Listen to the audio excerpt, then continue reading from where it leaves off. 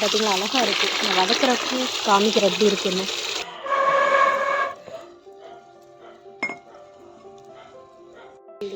ஒரு 10 நிமிஷம் நல்லா மூடி வச்சிடலாம். நல்லா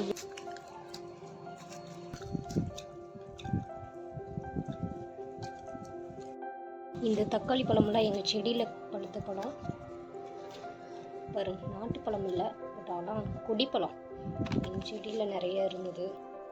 இப்போ நல்லா கொஞ்சம் நல்லா முக்காது பழுத்தங்காட்டிலும் பறித்து வச்சோம். நல்லாவே பழுத்துருச்சு. இதை போய் நல்லா அலசிட்டு வரலாம். தக்காளி தொக்கு செய்கிறதுக்கு நம்ம வீட்டில் இருக்கிற தக்காளி பழம் செடி பழமாக இருந்தால் நல்லா மசிஞ்சிடும். ஏன்னா இப்போ வர பழம் எல்லாமே சீக்கிரம் மசைறதில்ல. கொஞ்சம் உப்பு போட்டோம்னாக்கா மசையும். இது கொஞ்சம் லேட் ஆகும். இது பார்த்திங்களா அழகாக இருக்குது. நான் வதக்கிறப்போ காமிக்கிற எப்படி இருக்குன்னு. அலசியாச்சு. இனி நம்ம கட் பண்ணி வச்சுக்கலாம். மண் சட்டி வைக்கலாம். இன்றைக்கி நம்ம என்ன பார்க்க போகிறோம்னா தக்காளி தொக்கு செய்கிறது எப்படின்னு தான் பார்க்க போகிறோம். அதுக்கு மண் சட்டி அடுப்பெல்லாம் ரெடி பண்ணியாச்சு. மண் சட்டி விறகு அடுப்பில் செஞ்சால் இன்னும் சூப்பராக இருக்கும். கண்டிப்பாக நீங்களும் இந்த மாதிரி ட்ரை பண்ணுங்கள் ஃப்ரீயாக இருக்க டைம்லலாம்.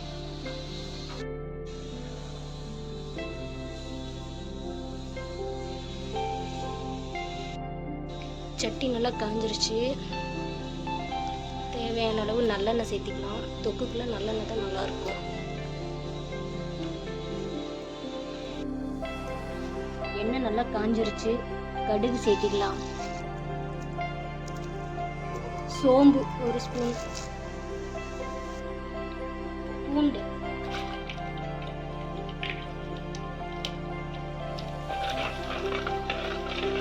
இந்த மாதிரி நல்லா வதக்கணும்.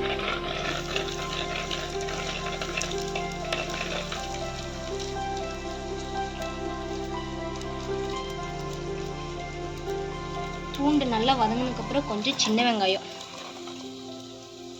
பெரிய வெங்காயம் சேர்த்துனா இனிக்கும். உங்களோட ஆப்ஷன் தான். தேவைன்னா சேர்த்துக்கலாம், இல்லைன்னா சின்ன வெங்காயம் சேர்த்துக்கலாம். நல்ல வெங்காயம் வதங்கணும்.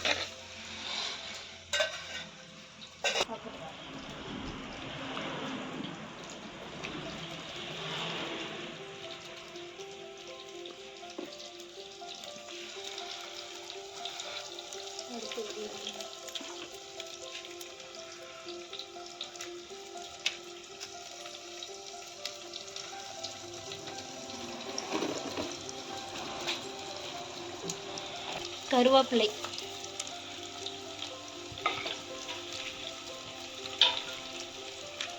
வரமிளகா 2,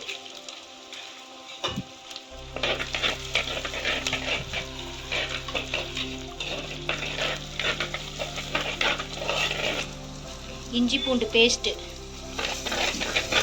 இதெல்லாம் போட்டு நல்லா பண்ணுறப்ப நல்லா ஜீரணமாகும்.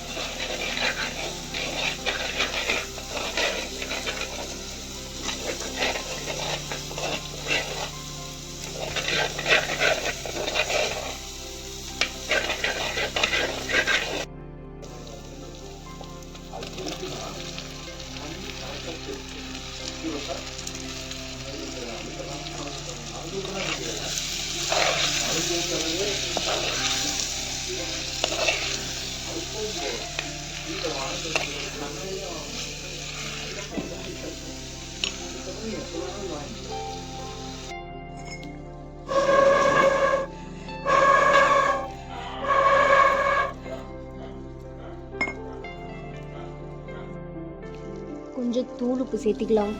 கல்லுப்பு போட்டோம்னா கரையாது. ஏன்னா நம்ம தண்ணி ஊற்றுற மாதிரி இருந்தால் கல்லுப்பு சேர்த்திக்கலாம். நான் தண்ணி ஊற்ற போகிறதில்ல, அதனால தான் நம்ம சால்ட் உப்பு சேர்த்திருக்கோம். இது வந்து நல்லா இட்லி, தோசை, சப்பாத்திக்கெலாம் அல்டிமேட்டாக இருக்கும். ஒயிட் ரைஸ்க்கெலாம் பயங்கரமாக இருக்கும். நீங்களும் இந்த மாதிரி கண்டிப்பாக ட்ரை பண்ணி பார்த்துட்டு எப்படி இருக்குன்னு கமெண்ட் பண்ணுங்கள். நீ நம்ம மசாலா ஐட்டம்லாம் சேர்த்திக்கலாம். ஒரு 1/4 டீஸ்பூன் மஞ்சத்தூள், ஒரு 2 ஸ்பூன் நம்ம வந்து மல்லித்தூள் சேர்த்திக்கலாம். வரமிளகாய் தூள் வந்து 1/2 ஸ்பூன் சேர்த்திக்கலாம். நம்ம காரத்துக்கு தகுந்த மாதிரி தான். உங்களுக்கு எந்த அளவுக்கு காரம் தேவையோ அதுக்கு தகுந்த மாதிரி நீங்கள் சேர்த்திக்கலாம். இதெல்லாம் நல்லா சேர்த்து நல்லா வதக்கி விடுங்க. நம்ம எங்கேயாச்சும் லாங்லலாம் ஒரு 2-3 நாளைக்கு வைக்கிற மாதிரி இருந்ததுன்னா தண்ணி ஊற்றாமல் நல்லா வதக்குங்க. அப்போ தான் கெட்டு போகாமல் இருக்கும். எண்ணெய் கொஞ்சம் அதிகமாக ஊற்றினாவே கெடாது.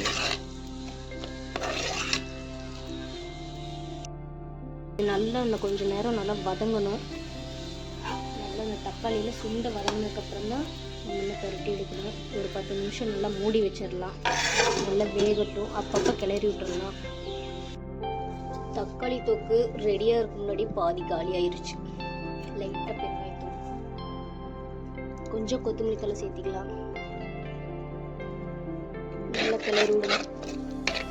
சப்பாத்திக்கு நல்லாயிருக்கும். ஒயிட் ரைஸு, இட்லி, தோசைக்கு நல்லாயிருக்கும். லாங்லலாம் போனால் இந்த மாதிரி பண்ணி கொண்டு போய்க்கலாம். கொஞ்சம் லாங்கில் போகிறப்ப கொஞ்சம் எண்ணெய் சேர்த்திக்கணும் அதிகமாக. அப்போ தான் கெட்டு போகாமல் நல்லாயிருக்கும்.